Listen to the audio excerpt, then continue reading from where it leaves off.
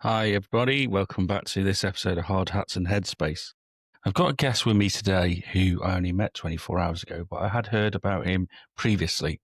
It's a guy called Robert Seaward. He works for Target Site Services, and he's an electrical estimator at Heathrow. But he's also got a different story, which is going to be interesting, I hope, about his resilience. It is a story of resilience that I've never quite heard before, and it is incredible. I hope you enjoy.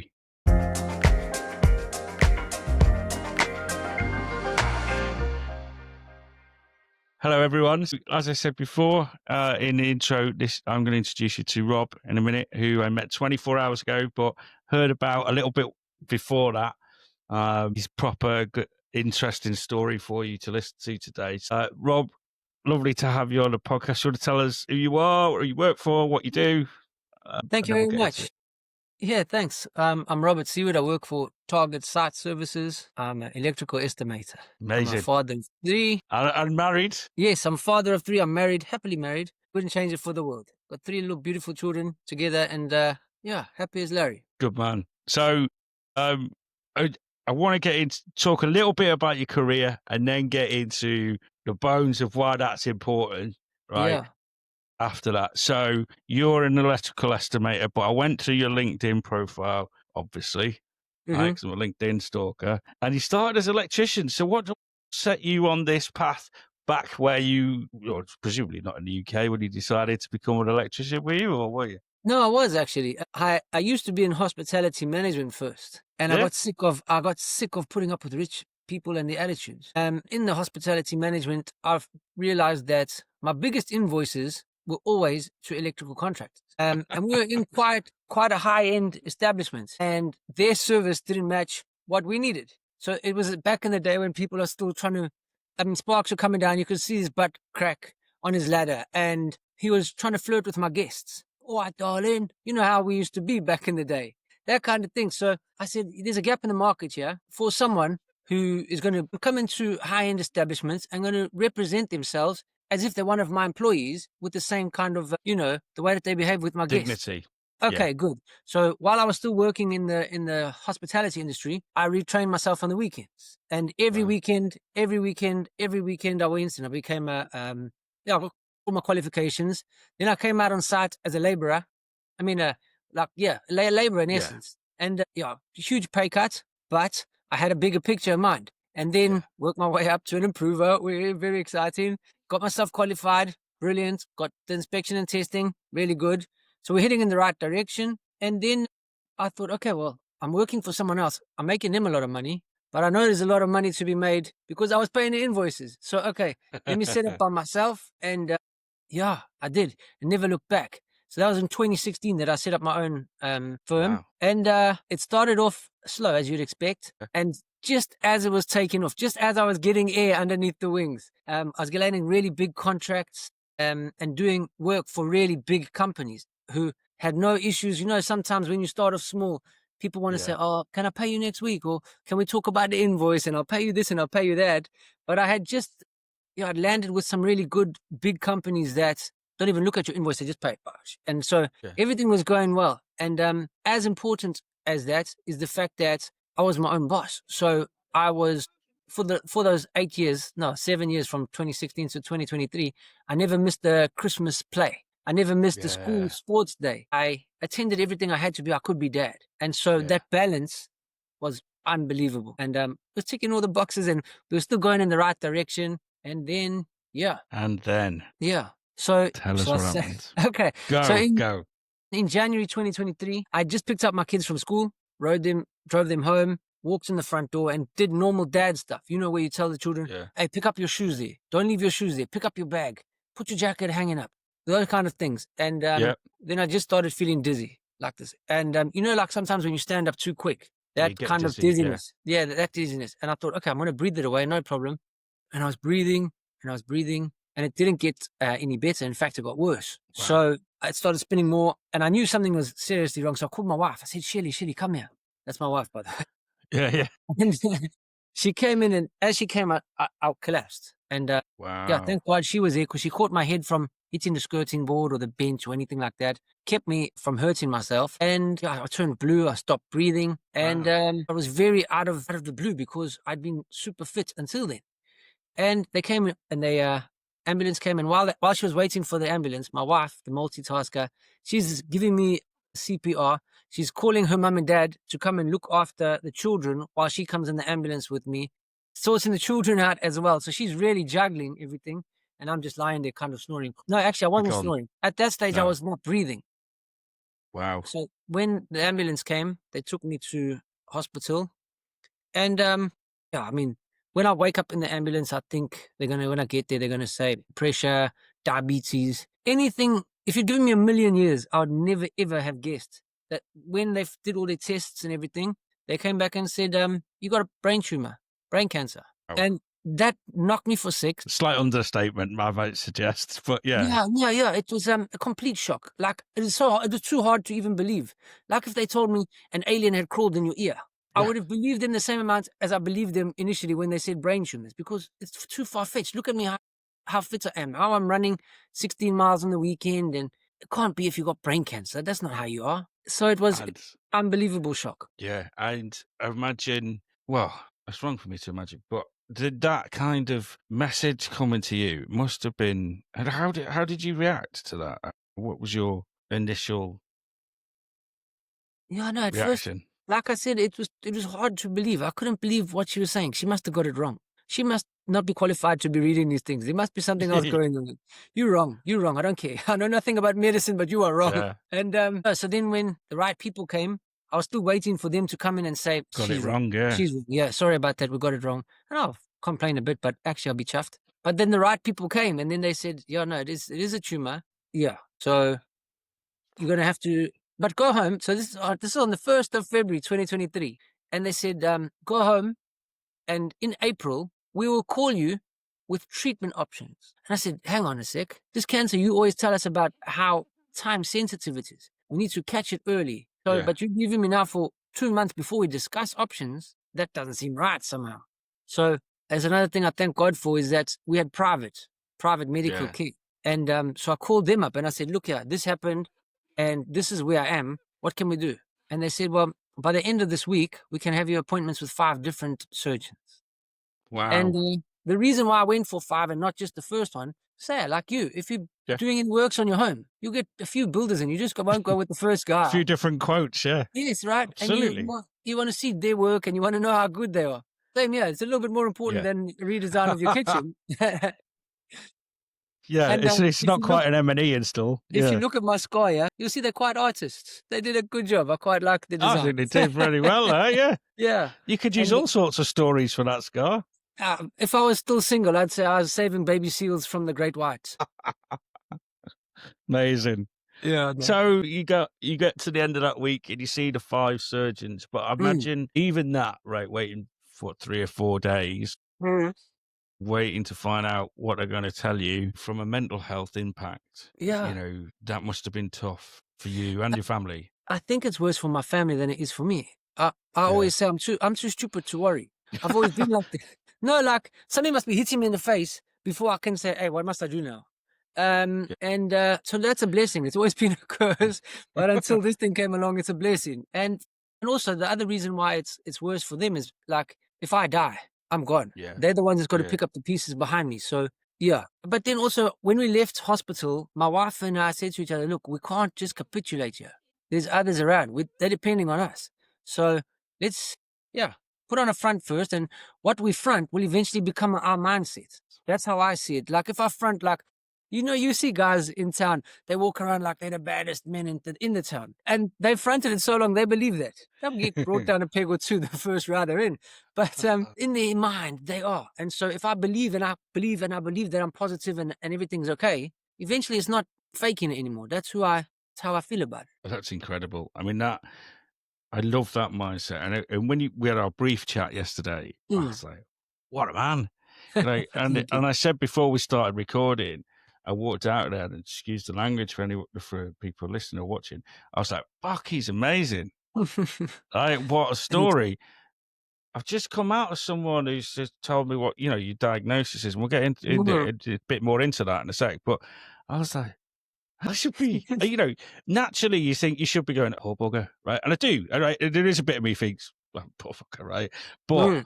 you don't allow it just by that conversation with you. I didn't feel like I was allowed to feel like that or be like I that. You know what I I mean? don't, people do that. I mean, they can't help themselves, and perhaps I was guilty of it before, Yeah, of treating people as victims and poor you, oh sad you, and almost pinching their cheek, you know. But yeah, yeah, I'm not a victim. Until if it takes me out, then I'm a victim. Until then, I'm not a victim, and yeah. keep fighting and I keep doing everything I can. And yeah, feeling sorry for myself is never gonna. It's never helped Not anyone. your style. No, and Not it's your never helped style. anyone else either. You know, you sitting there and feeling sorry for yourself and feeling sad. I mean, in my situation anyway, that would never have got me anyway. No. Standing up, fighting back, swinging back, that's what's got me. Yeah, I'm on a good track. And I mean, like a lot of times I've been offered counseling and stuff for it. And then I sit down and I speak with the people, and then they very quickly realize, nah, it's probably not right for you. And I say, well, thank you for coming out anyway. No, I this is mean, not a match, but thank you. you that's really important, finding the right person. I mean, Mm, my situation for going into counseling was very different. I was having mm, issues with anxiety, depression, but only I didn't realize, right? Because I'm like, yeah, I help everyone. That's me. I save mm, people, I do it for a living. I do it for a life, family, wife, father-in-law, all that stuff. mm, Who, I said to you yesterday, wife is 3 years past surgery, breast cancer, mm, right? mm. And, great. The side effects are not great, but it's great, right? It's Yeah, positive. yeah, yeah, Father-in-law, not so great, but he's 92. So I'm not saying it's fine, but is struggling to cope with it. But yeah, his mentality actually was probably the closest I've seen to you. Like in the frustration he gets of, I can't do these. My body won't let me do these things, and I want to do these things. Really pissed off till about 2 months ago, and he's like, actually, I just can't do it. But I think all of that had got on top of me, and I went to see a counsellor, and I had to find the right person, and you have to find that right person. yeah, yeah. And she was just like, this lady was amazing because she didn't want to go put her arms around, give me a cuddle, and go, "Oh, isn't it awful?" It's like, right, you're a fucking amazing man, right? We're gonna help you, put you back where you should be, and you're gonna fly because I can see all this stuff's brilliant, but it's just been too much. So you got to find that right person. But I think that person lives inside you. When talking to you, Thank you right? very much. I have to say, it'll switch some people off straight away, but my right person is my God. Jesus Christ has helped Yeah. me through it all. Again, it's not everyone's cup of tea, and a lot of people don't want to hear it because yeah, it's inconvenient truth there. Our lives have to change a lot. But for me, without God, for sure I wouldn't be here. I'm a normal man. And the way that he's pushed me through, the way that my character was given, it can only be from God. I mean, if you look at let's say 1,000 people who've been on this journey that I have. How many of them are standing tall, swinging back like me? Would hazard not very many. Then that would probably correlate to the amounts of them who have faith. There's my Hey, yeah. I don't want to do you know overhand it what? because yeah, No, no, people no. will. Listen, the world takes all sorts. Mm, mm, And, I am all for allowing people to be their best and being inclusive. mhm. So what gets you through is the right thing for you. Yeah, right. Right. Absolutely. But look, I get it. I Mm, 100% get it. And faith is important. It's mm, important to an incredible amount of people. And it gives you strength in whichever religion it is that you yes. are there, or belief, right? You could be a Jedi if you want. Yeah. But it is incredible. Tell me more. Come on, just you go to see the surgeon. They say, right, this is what we've got for you. But it's a mixed bag, even there, because Yeah, you go to one surgeon and he says, well, it's not really affecting your life, so let's just leave it till it gets worse. Hang on, mate. My lungs, I mean, later on we found out that where the tumor was positioned was in the movement center of my brain. And that when I'd right, had the seizure, my lungs had stopped working. right. And that's why I had gone blue. And my wife, by giving me CPR, had actually saved my life. Wow. It wasn't just, I mean, I didn't know that until I was in it. Like when you told me the word seizure, I thought it was just someone fainting or passing out. I didn't know what these words meant. Yeah. Yeah. So anyway, the first surgeon was, yeah, it's not really affecting your life. Just, we'll just wait and see till it gets worse. Okay, pass next. And the next guy said, okay, well, what we could do is we can take a biopsy. It's a little slither of the tumor, and we'll know then what we're dealing with and how to treat it. And the third and the fourth said the same as him, biopsy. And the fifth guy, who I ended up going with in the end, he was the right book for me to read. Like, the first thing he said is, okay, what other people will tell you is you could just watch and wait, they call it. And he said, but that's the equivalent of, there's someone outside your front door, it's an armed robber, and he's coming in to kill you, only to kill you. That's what he's there for. But watch and wait is, we run upstairs, put our head under the cover, and hide. And eventually he's going to get in, and he's going to find you, and he's going to kill you. So, but at least you weren't scared, right? Yeah. He said the second option is we go for a biopsy. And he said the biopsy is the equivalent of the same guy's downstairs, he's with his gun, you run outside quickly, put a CCTV camera, close the door, and run inside. So now you know who's out there coming to kill you, but you still go and put your head under the cover, and eventually we'll come in and we'll kill you. And then he said, okay, those options. So obviously with the watch and wait, there's no immediate risk. And so that's why a lot of people feel comfortable down that route. Kicking the He can said with down the the road. biopsy, there is a risk. It's less, it's more than the, watch and wait. But he said my preferred option, and actually this doctor, I'll give him a quick shout because he's a wonderful man, Yeah. Dr. Vasilius Apostolopoulos, and he's another surgeon that operates with him is Dr. Well, they call themselves Mr. Puneet Plaha. And these two men had created a charity, and I'll give them a shout as well. It's called Brainstorm UK. And through this charity and the research that they'd done, he said to me, we've proven that having the surgery, having the chemo and the radio, so the surgery first is to take as much of the tumor as you can out, and then you chemo and then you radio it, and that's proven to be the most effective to extend people's lives the most. And I was kind of already sold, but he said this is the equivalent of, there's an armed robber downstairs outside your house, and you come and you open the door and you got your own guns. As a South African and you're talking about home invasions, by the time you said guns out, I was already sold. I was signing up before. Yeah, sign me up before you finish the sentence. And so that's exactly what we did. And like I said, I was discharged from the original hospital on the 1st of February, told to wait until April. Yeah. But because of the private that we had, on the 13th of March, I underwent brain surgery. Wow. So, you can see the timelines were a lot shorter. Yeah, and brain surgery was something else. Again, when people are looking back on it, people had said to me, oh, are you okay? Are you okay? And I was like, I didn't see it as a scary thing. I thought it was my only option. What else can I do? Sit at home, wait for the guy to come in my house and take me out? No, I've got to go and fight. Yeah. And so, again, I was very, very...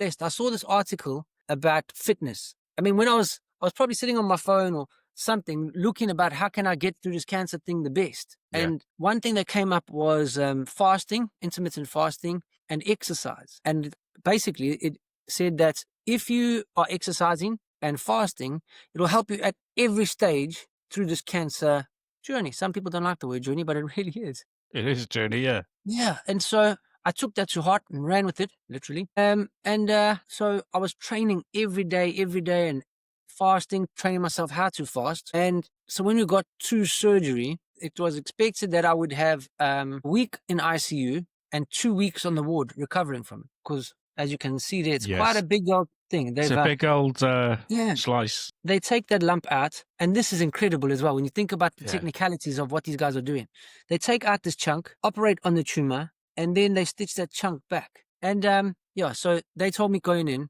you would be on the ICU for a week, be on the ward for 2 weeks, and then we discharge you if everything went well. And then you got to sign disclaimers of all the things that could go wrong, where death is your preferred option compared to some of those others, Anyway, that's another subject. And but because I was so fit and because I was so healthy going in, instead of a week in ICU, I spent a couple of hours. What? Instead of 2 weeks on the ward, I spent 3 days. So I was home 4 days later instead of 3 weeks. And so that reaffirmed everything that I thought to be true, is I have to stay fit and I have to stay healthy through this whole thing. So I'm not just now, because I'm out of surgery, kick my feet up and no.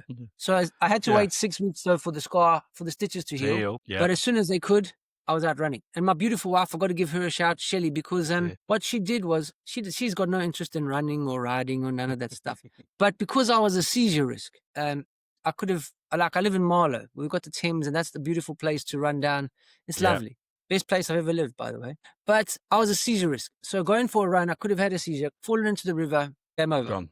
Yeah. So to avoid that from happening, every morning she would get up with me and ride her bike with me. She had no interest in riding bike, but so that I was safe and so that I could do it to get myself through, she came with me and she came with me and she came with me. Eventually she started liking it a bit because she then started seeing the benefits of it. You know, waking up in the morning, going for a bike ride, going for a run, filling your lungs with oxygen and your brain with endorphins. It's fantastic. And so she, now she likes it as much as I do. And carried it on through radio. Radio, they tell you, oh, you know, you're not going to feel great. But I had fasted and I was running every morning before radio. Went through it, not a single issue besides the hair loss. But it grew back. It grew back. So I don't care. Chemotherapy, same story. Every morning fasting, every morning running. And really, I had no side effects at all. Except for when we went on holiday. We went on holiday to the south of France. And you're on holiday with your kids. You want to be dad. So, come on, everyone, let's go get the croissants. See, even the French accent there. Get the croissants, come on, hey. And you're eating and you're not doing what you're supposed to be doing. And the side effects came, that's, it's like a freight train. Wow. But again, it's one of those things where you can sit down, oh, poor me. But I felt like, hey, this is a sign. It's showing you. Don't. What you were doing is working. Exactly. Don't get lax. Don't get relaxed. Work your way through it. And so that's what I did the rest of the chemos. And I got through it, really.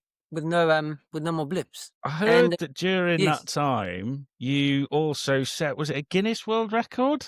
First of all, forget about Guinness. They are robbers. And you've sparked a fire there. No, because I did my research. I looked up the longest bike ride on chemotherapy. And you might not be surprised to find it didn't exist. No one has done it. Right. Okay. So I said, right.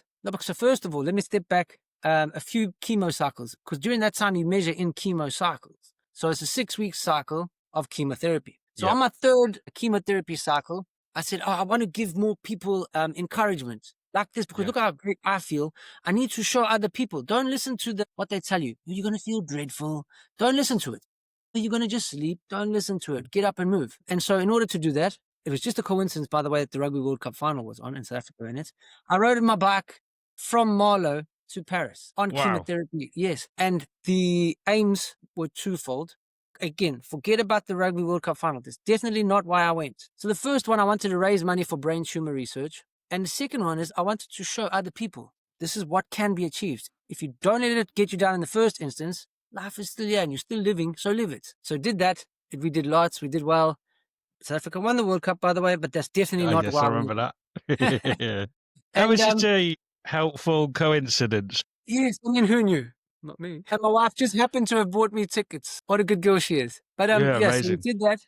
And then so then on this last cycle of chemotherapy, because I'd seen how well received the other one was, and how many people I'd touched, come on. But I know what you mean. It's the right word, People had messaged me and said, thank you, you've given me this inspiration. And other people had said, oh, thank you, my uncle, auntie, brother, whoever was inspired by this. So I said, okay, good. This is amazing. It made me feel like, when they say every cloud has a silver lining. Well, here's a silver lining. Let me help other people with this. So on the last cycle of chemo, I said, okay, what I'll do is I'll go and set this world record for the longest bike ride ever done on chemotherapy. So I started in Marlow, where I live, and I rode down to Southampton, and then up around, that's the East Coast, up through Wales, up to Manchester. No, Liverpool you get to first. Then you come across to Manchester. Then you go up Bradford, Newcastle, and then back down. So I ended up doing, I did 987 miles. And what? Yes.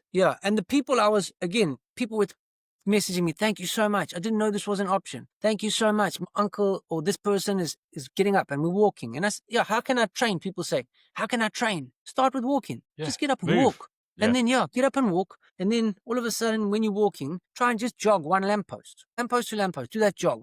And then you'll see, in a few weeks, you're jogging 2 or 3 lampposts. And then all of a sudden, you fit again and you feel better about yourself anyway. And so, I was chuffed. I didn't achieve my whole target, which was 1,600 miles, because my knee. my knee gave way at 987 miles. And I was devastated because I didn't reach 1,000. Damn it, man. Could you not find a big hill to go down? Just My freewheel knee it. couldn't even, I could hardly walk on it. So, no, it was dreadful. But yeah, so then I got back and I got in touch with Guinness. And I was like, come on, Guinness, look what I've done. Yay, we're happy. It's celebration time. No, because your record can't be replicated. Excuse me? And she said, well, we don't know what kind of chemotherapy you're on. So someone else could be on a lesser chemotherapy and beat your record. Brilliant. I said, that's what I want people to do. The whole aim Yeah. of this is to get people up. Go and take my record if you want it. If you're tough enough, get up, move, go and beat my record. And if you Yeah. don't, at least you've tried. And if you do, then I'm happy you've done it anyway. So it was win-win for me anyway. But it just, they said, no, we can't recognize your record. But, and I'd just let it settle and I'd stopped it from festering. Okay, Guinness, whatever. And then a few weeks later, we were watching Netflix and they had a hot dog eating competition and the Guinness Book of World Records were there. Oh yeah, that's much more important. I mean, it is ridiculous, isn't it? Well, I mean, Yeah. I think what you've got there is bollocks to Guinness, right? You've got your world record. You've got your record there. And I'd be so chuffed if I ever saw someone going after it, beating me, I'll shake their hands because then I'm happy as well. One person has got up and cycled during their cycle and they're going to tell other people and eventually no one's going to be scared of chemo because there's no reason. If you're active and you change the way you live, just even if it's just for that period, if it's just for during chemo, still brilliant. And it, to that positive action that you took, right, and you're inspiring yourself but others to do and feeling the benefits from. It is unheard of when you talk, like in this country for sure, right? I've lived through watching other people the last few years, and I've sat in the oncologist meetings, and they're like, "Oh, this, you're not going to have this, but this is going to be hard." Yes, but I look at my father-in-law. He's like, "Well, it's fine. It's a bit inconvenient. No, not so much, but you know what? Up through most of it, as far as he could, he kept a positive mental attitude, still driving, still going to the pub to see his mates." Still having a cigar when he wants one and all that he can do. And I think that positive mental attitude towards what's coming because, I say, if I remember rightly, they told you they can't get rid of it was there. No, yeah. But, it'll always be there. But the thing that inspired me is I don't want, if this worst case scenario were to come true, I didn't want the memory my children have of me just to be me lying on the sofa, feeling sad, feeling sorry, poor me. So, yeah, that pushed me up. That gave me fire because little children have short memories, So the last thing they'll remember of you is that year. Let's say there's a year of you being in agony and being a chore when we can't go anywhere because Dad's lying on the sofa.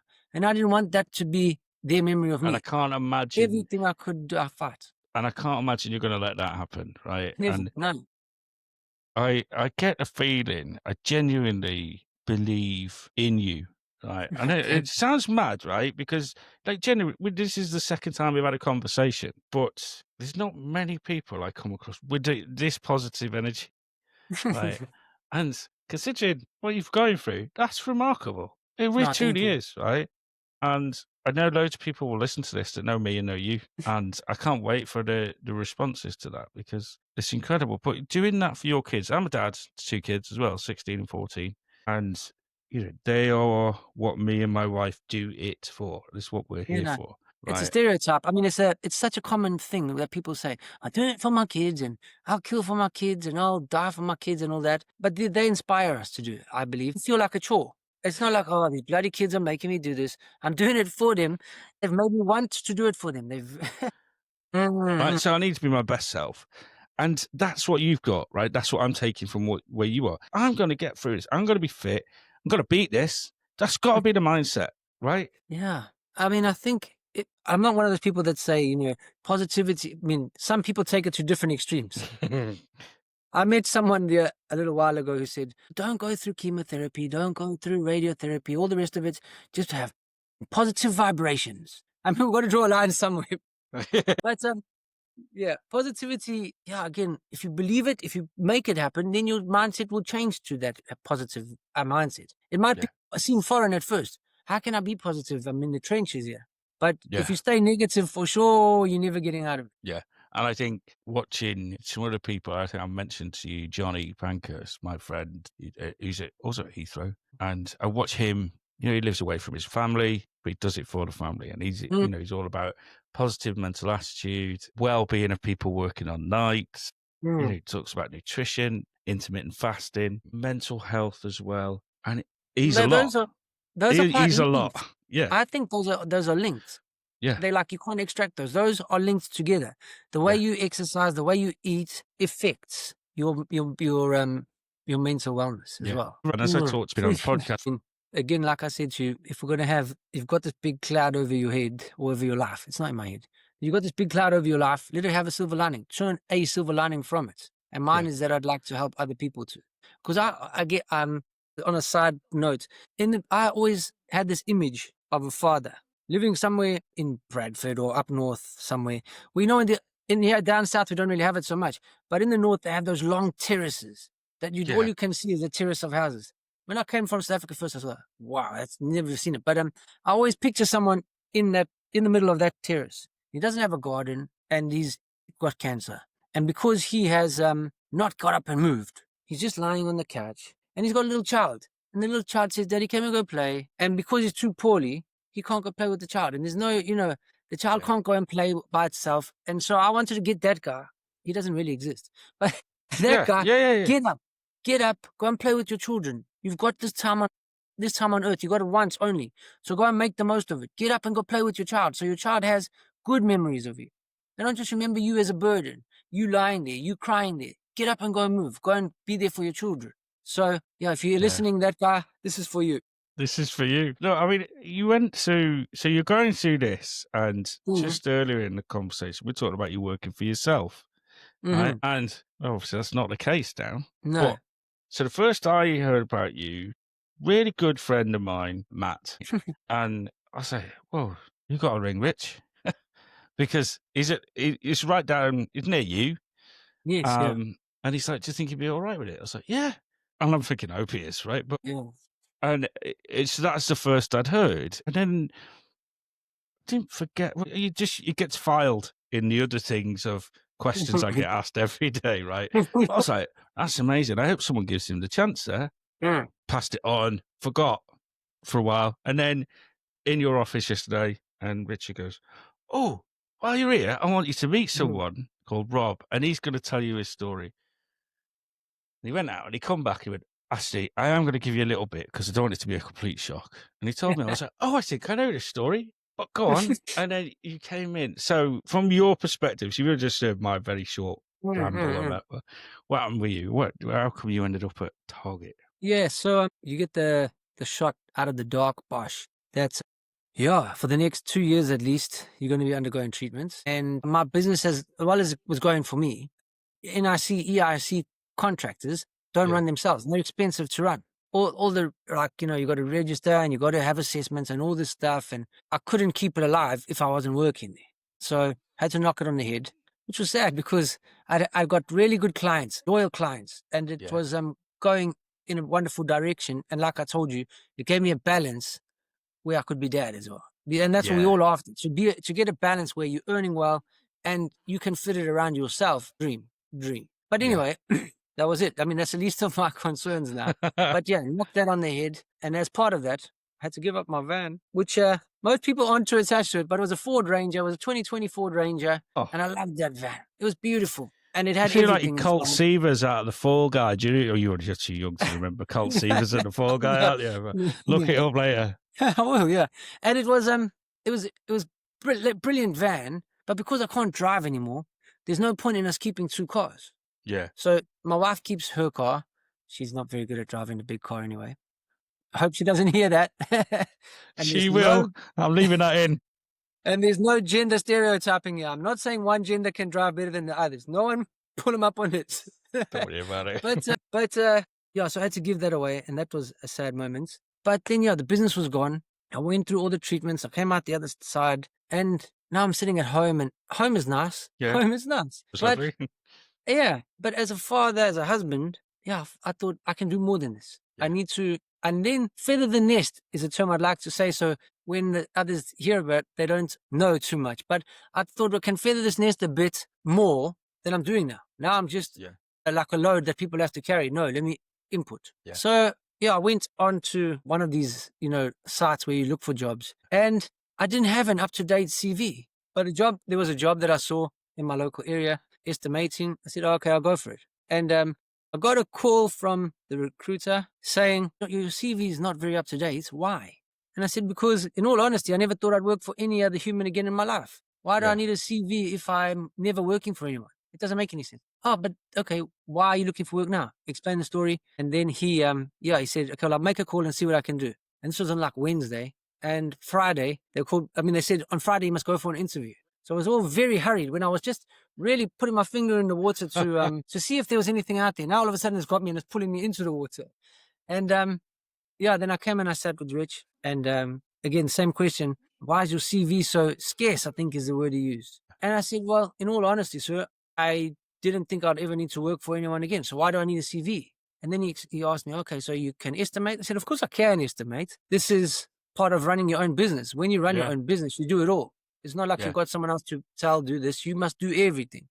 And so he said, okay, start Monday. And it was just like that. And it gave me a chance when let's say 99.9% of businesses wouldn't give you that chance Yeah. because it's a risk. And I'm grateful to him for that. And I'll never hear a bad word said of him. He's a good guy.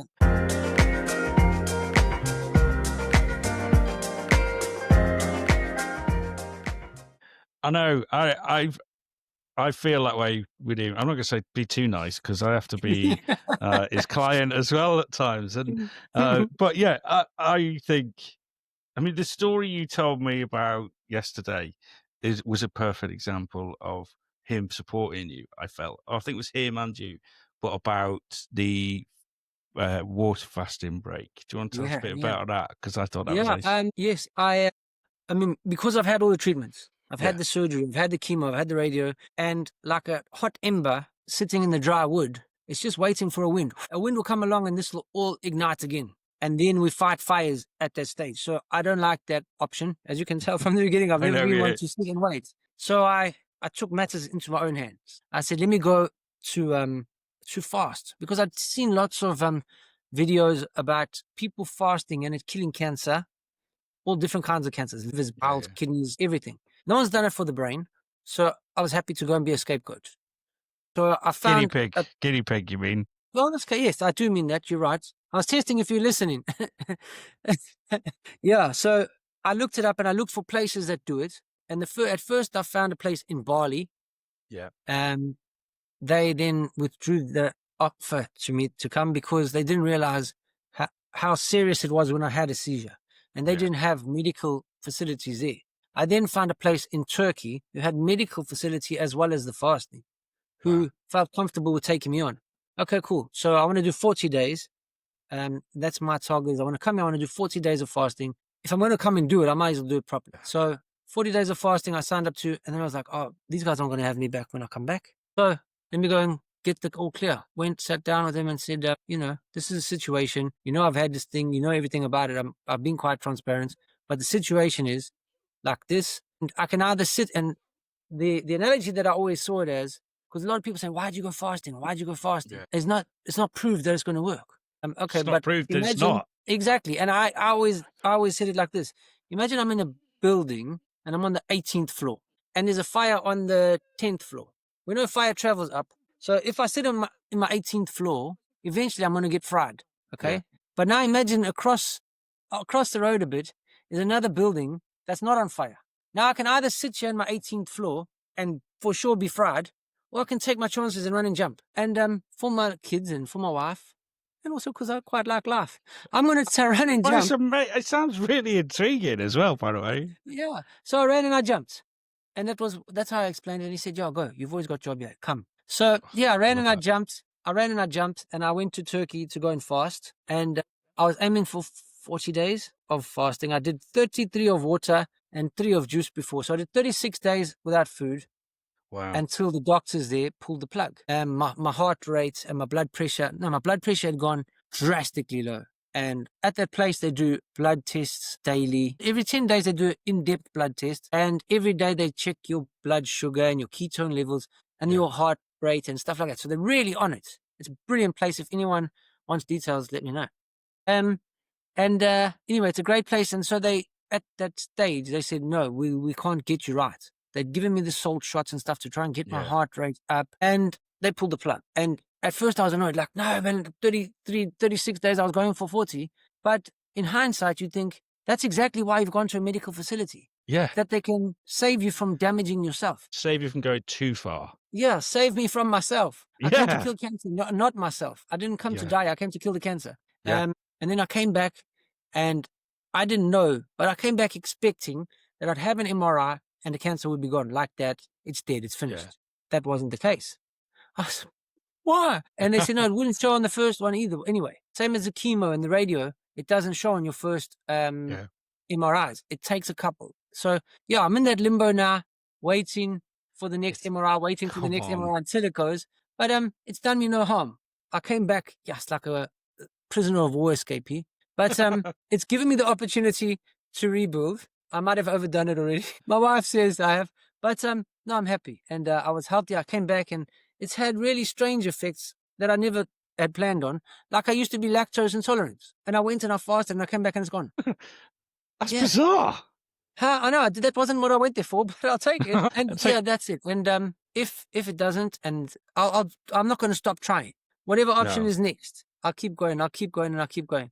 I've got to walk a little girl down the aisle. She's 8 now. Yes, man. I've got to walk her down the aisle, and my boys, I have to meet their children and tease them and, be a grandfather also. That's the plan. Oh, I think you've got it, And, as a dad myself and just as someone who cares about people, that's my purpose in life. I mean, it's what I do for a living, but I get paid for it. I'm really lucky for that. But I think you got this, man. I'm right behind you, and I think everyone's going to be. Thank you. And that was the most, which you can get animated, but the most, like, I could see the emotional investment he had in you as well. And then I rang Matt last night, and I was like, hey, I'm doing a podcast tomorrow. He said, oh, okay. I said, yeah. I said, yeah, with Rob Seaward. He went, oh, my God, that'd be fucking amazing. I was like, great. I hope he's not disappointed when he sees it. No, there's no way, rubbish. Right? No, I think, right, people enjoy seeing real people on this. This would be 16th, 17th podcast that I've done, and I get various messages of they're all good. And invariably it's nice to see an old git like me being who does a tough job, or you have to be tough, being vulnerable as well. And they can't get their head around that. But then I get that person was inspirational because they've done this thing that's really cool, like Sarah Rhodes, who started her own business because an employer wouldn't give her opportunity to go back as a mum, right? So this 100%, right? It won't just be people battling cancer. It'll be the mental fortitude and positivity from you from this. And I've never smiled so much talking about someone who's going through a cancer journey. It's bizarre, but I think you've got it. I really do. I think you've got the right vision and belief for this. And personally, I always see myself in the future opening or starting a charity, and I'm helping people. Initially, I was going to call it Cycling Through Cancer. And we get bicycles, and you diagnose new, come. And we'll take you out on bikes, and we'll have a group then of positive-minded people cycling around. Marla's a nice area to cycle, so come along. Yeah. And then the more I thought about it, it was, that's too pigeonholed, only for cancer. And you could say cycling through cycles. So cycles of depression, cycles of this thing, cycles of sadness, all these things that could be positively impacted by exercise and positivity, and also sunlight and air and all these things so good for our brains. It's proven by science. Endorphins released help people. So let's help ourselves. No one's going to come and throw it in your lap. We have to help ourselves. Work for it.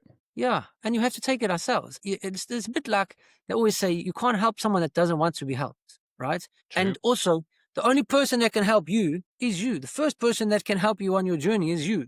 And Yeah. so you make the decision, okay, you want to get out of alcoholism or whatever it is, you've got to make the decision first. And then we can help you climb out of the pit that you're in, but you've got to Yeah. make that decision, eh? You have.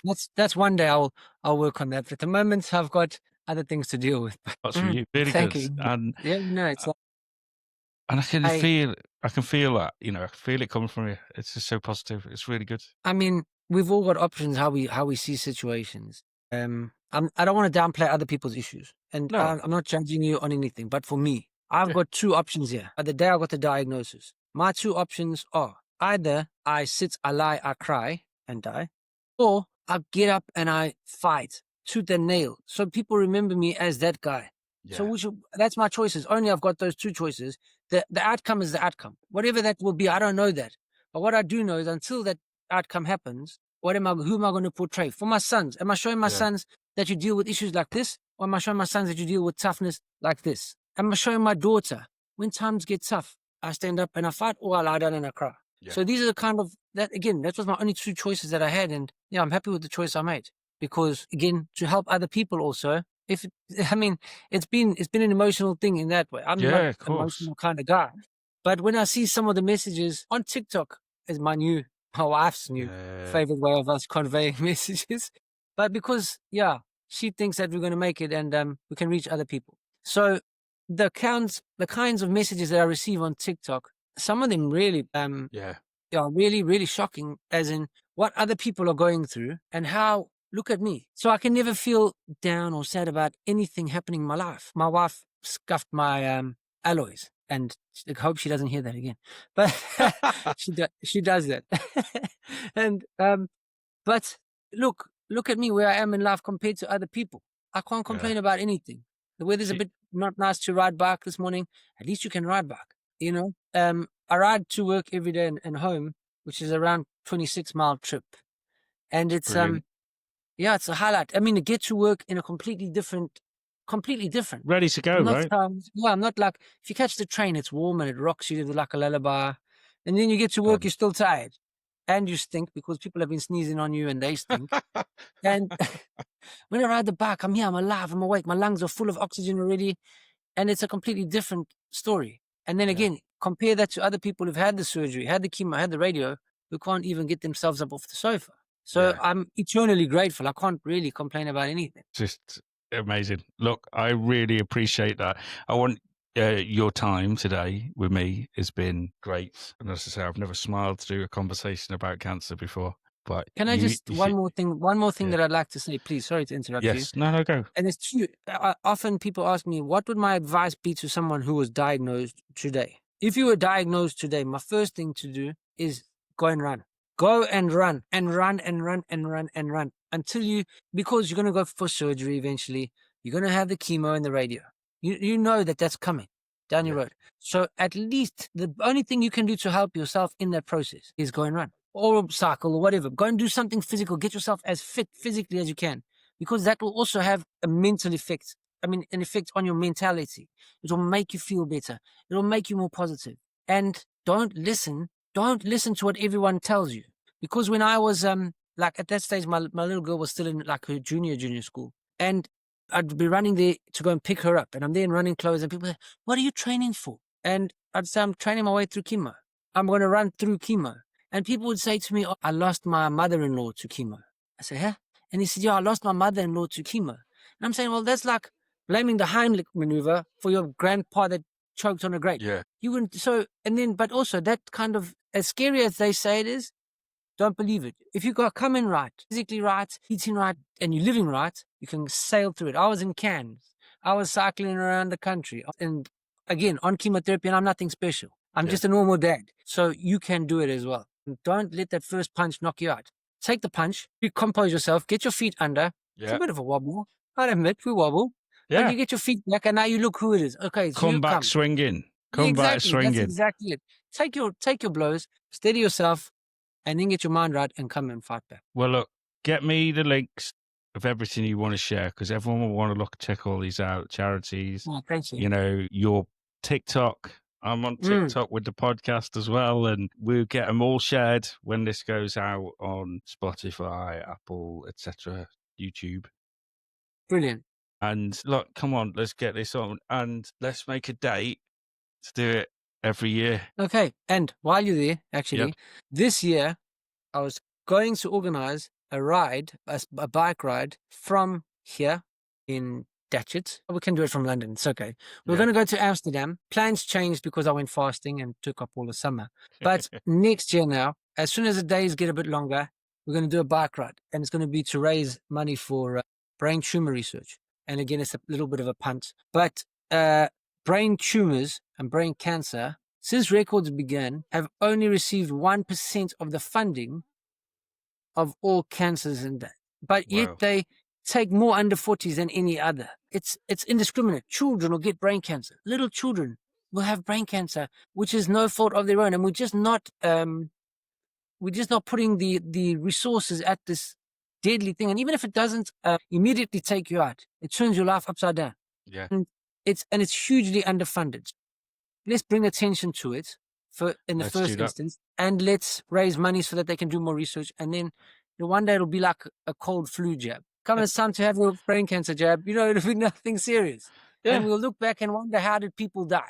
That's I my love that. hope and- That's got to be our dream from this, right? So we will book ourselves in before you do that. As you're getting Yep. up, we'll get a profile and we'll promote the hell out of it, right? I will Not back only that, you mate, to support. I'm expecting you to be on the bike as well. I need to get on that then and get myself going. All right, brother. Take care. Thank Speak you soon. very much. Cheers.